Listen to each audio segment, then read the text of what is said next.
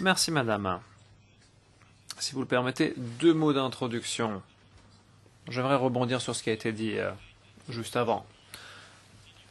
C'est un débat qui mérite d'être continué. Et madame le rapporteur, madame Schmidt, nous a fait un excellent rappel de la nécessité d'avoir un financement pour le secteur des transports. Et c'est bien la raison pour laquelle il faut que la BEI s'implique davantage dans le secteur des transports, bien plus que moins.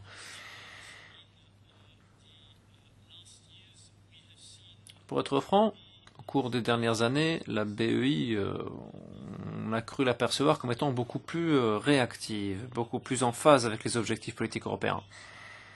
Et très certainement aussi plus proche des activités des organes de l'Union européenne.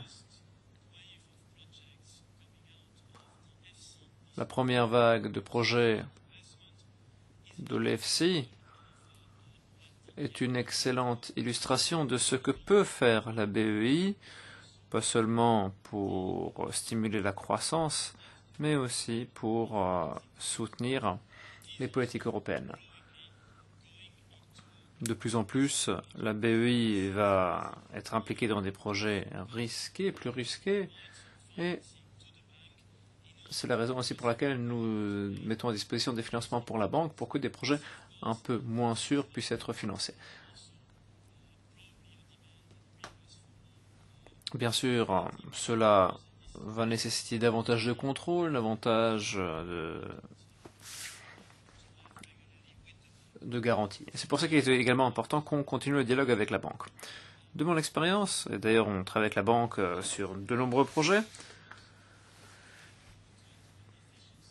on n'a jamais remarqué une déficience majeure dans la manière dont est gérée et contrôlée la banque. Monsieur Sol nous a donné un aperçu intéressant de possibilités d'amélioration, de nécessité d'amélioration même. Toutes les organisations publiques ont cette obligation de s'améliorer constamment. Surtout lorsqu'une institution change la nature de ses activités et croît avec le temps. Sur le pass adimestré, moi aussi je suis très intéressé de voir votre rapport qui sera publié demain. Peut-être pourriez-vous m'en adresser une copie. C'est un projet en effet important.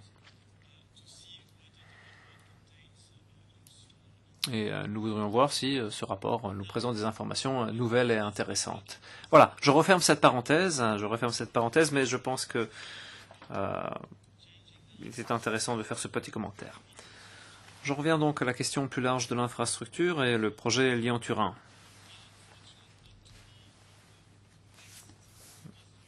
Malheureusement, nous ne sommes pas dans la salle d'à côté.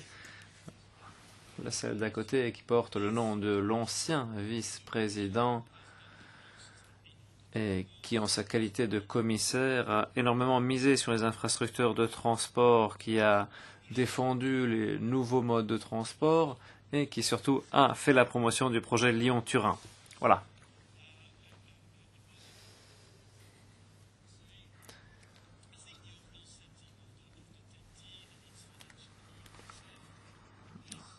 Le projet TNT a, je pense, beaucoup gagné en qualité, notamment en raison des efforts et des orientations qu'a fourni le Parlement européen, et surtout à cause des nombreuses discussions que nous avons eues avec vous, créant ainsi de nouveaux instruments, avec une nouvelle réflexion, la mise en œuvre des recommandations de la Cour des comptes aussi. La Cour des comptes qui nous disait que, dans le cadre du TNT, il fallait davantage de cohérence. Et cette cohérence, on a réussi à la réaliser avec une approche fondamentalement neuve, avec l'approche des corridors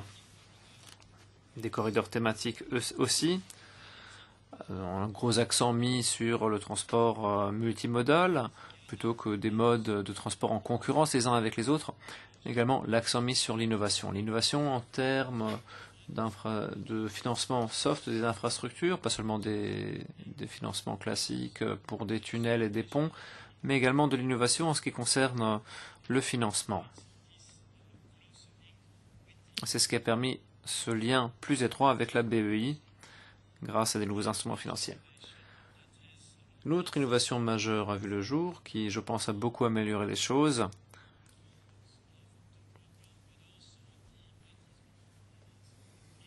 Et qui nous a également permis d'être plus pertinents en matière de ciblage des programmes, c'est l'INEA, l'agence exécutive. D'ailleurs, un certain nombre de collègues sont derrière moi, et qui sont à l'origine du renouveau du projet RTET. Le mandat, à la lumière de ce succès, a pu être élargi à toutes les activités de transport,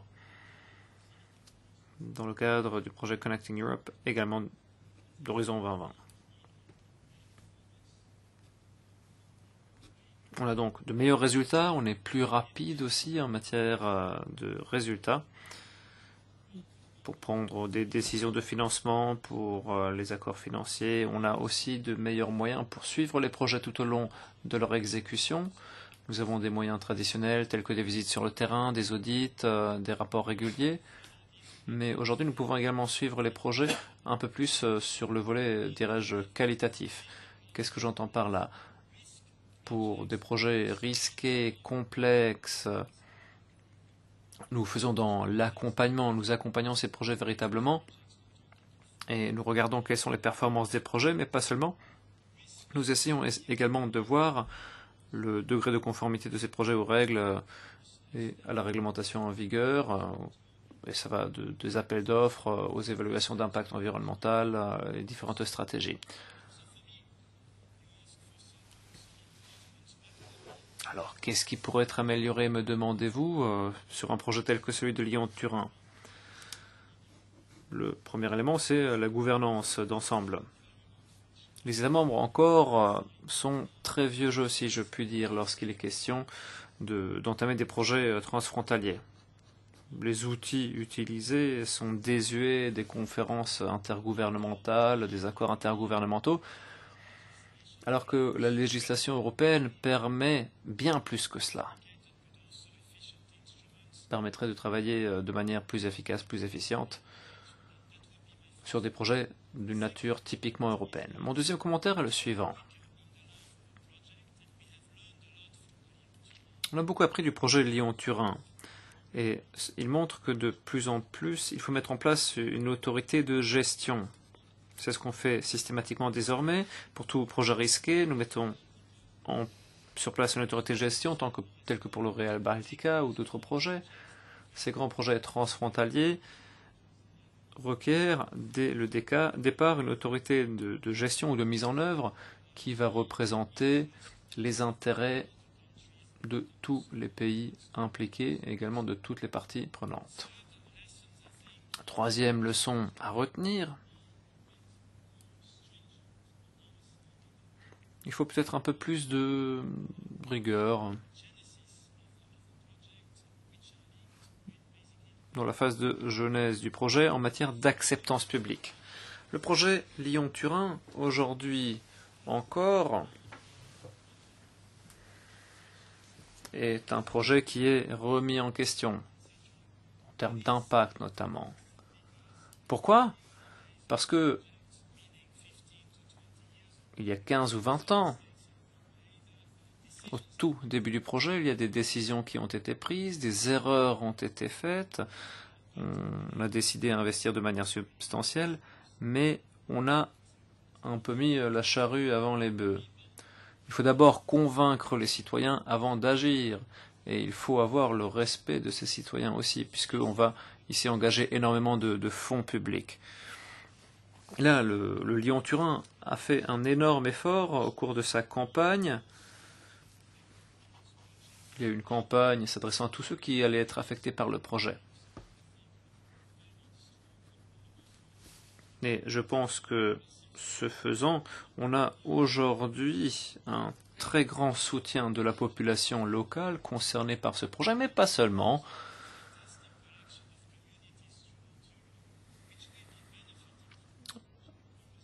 Puisque les bénéficiaires du projet seront pas seulement les locaux, non. Ici, on va créer une nouvelle route entre la France et l'Italie et également au-delà.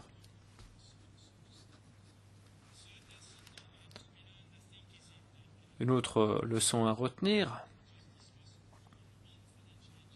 dans le contexte des discussions. Il y a cette structure, ce développement de la structure financière.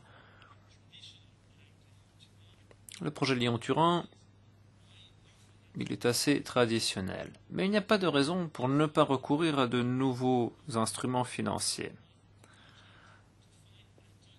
Peut-être que là, on était un peu en retard, on n'a pas réfléchi véritablement aux méthodes alternatives de financement.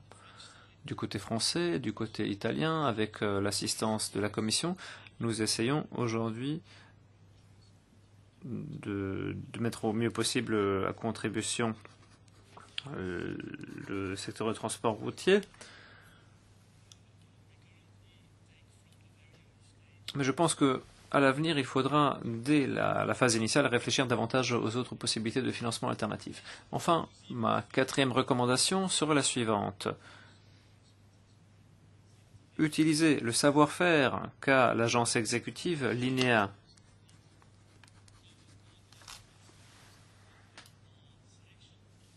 L'INEA a du savoir-faire en matière de sélection de projets, de contrôle de projets, avec également la possibilité de collecter les fonds restants, puisque nous avons cette règle selon laquelle il faut soit utiliser tous les fonds, soit rembourser la somme restante. À ce titre, je pense que l'INEA pourra encore apporter davantage en matière d'élaboration financière des projets et aussi sur le volet de mise en œuvre des projets. Donc l'INEA tout au long du projet pourrait permettre d'apporter une solution aux problèmes classiques qui se posent sur les projets transfrontaliers. Par exemple, les procédures d'appel d'offres à chaque fois qu'on traverse une frontière va poser problème, malgré la nouvelle législation.